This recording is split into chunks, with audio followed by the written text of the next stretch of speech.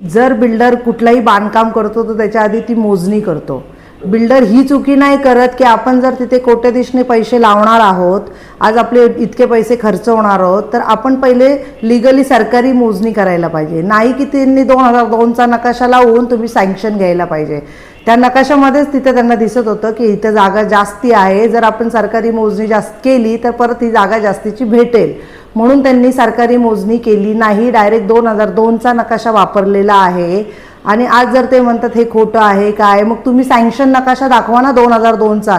Sanction नकाशावरती तुमचीच जी file आहे त्यालाच तुम्ही सँक्शन नकाशा कितीचा लावला तो चेक करा, त्याच्यावर किती जमीन आहे ती पण तुम्ही बघून घ्या.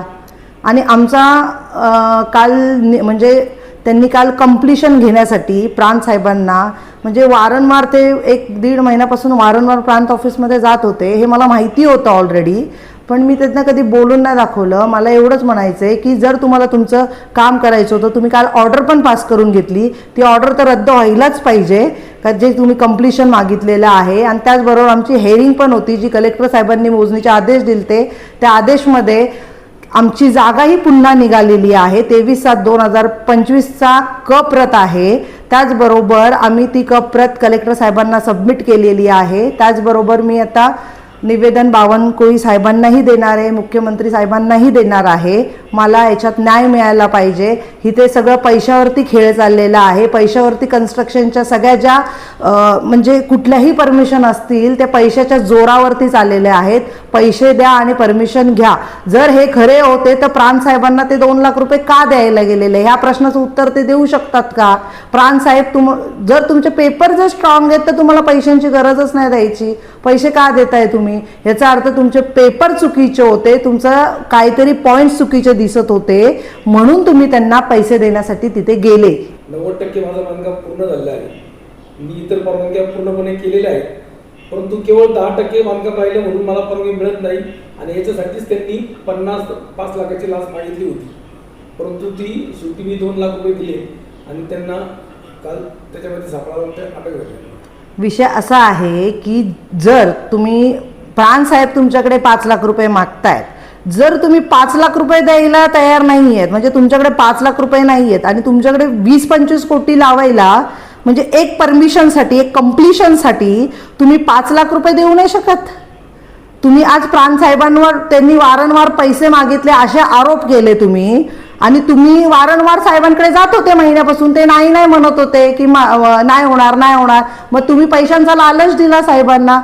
एकदा पैशांचा लालच दिलं तर कोणी कुठली कागद फिरतात लगेच, हा प्रकार झाला ना. आज तुम्ही तुमचा जर 13 आणि 14 कोटीचा लोन आहे, ज्या वेळेस फर्स्ट फ्लोअर ग्राउंड फ्लोअर तयार झाला, फर्स्ट फ्लोअर, त्यावेळेसच तुम्हाला सांगितलं होतं की ते आमची जागा निघते, आमचे चुलते देत नाहीयेत, तर तुम्ही पुढे बांधकाम करू नका, तुम्ही थांबवा.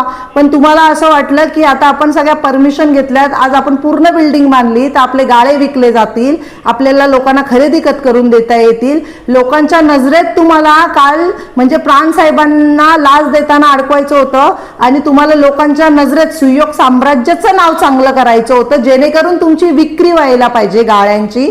म्हणून तुम्ही हा सगळे प्लॅन रचला आणि साहेबांनाही अडकवलं. आणि तुम्ही त्यांना कसं गोड बोलले, काय बोलले हे आम्हाला माहीत नाही, पण प्रांत साहेबांनी काल जो निकाल दिला, जर तुमच्या बाजूनी जर निकाल दिला, मग तुम्ही साहेबांना का अडकवलं बरं? का तुम्ही 2 लाख रुपयाची लाच दिली साहेबांना? 90% त्यांनी बांधकाम पूर्ण करताना विविध प्रकारच्या परवानग्या आणलेल्या आहेत. मग कशा परमिशन आणल्या? जसे आज काल प्रांत साहेबांना 2 लाख रुपये दिली परमिशन घेण्यासाठी, ह्याच्या आधी का नाही त्यांनी परमिशन, म्हणजे जेवढ्या परमिशन घेतल्या त्या पैसे देऊनच घेतल्या.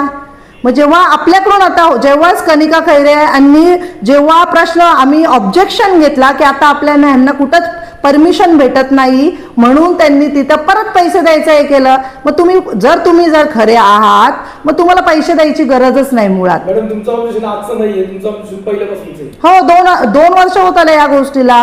मग तुम्ही जर खरे होते तर तुम्ही 13-14 कोटीचा जर लोन असेल, आज तुमच्या गाळे विक्री होत नाहीयेत, म्हणून तुम्ही प्रांत साहेबांना 2 लाख रुपये देऊन कंप्लिशन घेणार. आज तुम्ही ऑर्डर जरी पास केली तर मी वरती जाणार.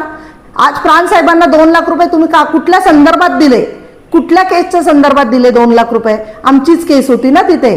मग आमच्याच केसच्या संदर्भात तुम्ही दिले, आमचे पेपर तर खरे आहेत, तुमचे पेपर दाखवावे तुम्ही.